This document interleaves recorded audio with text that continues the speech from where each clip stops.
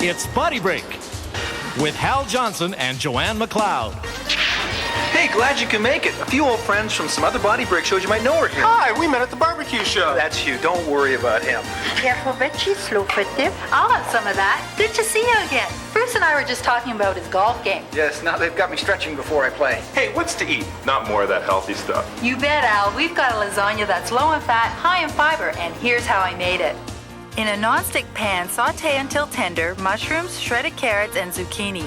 Then add a third of the jar of low-fat pasta sauce and heat thoroughly.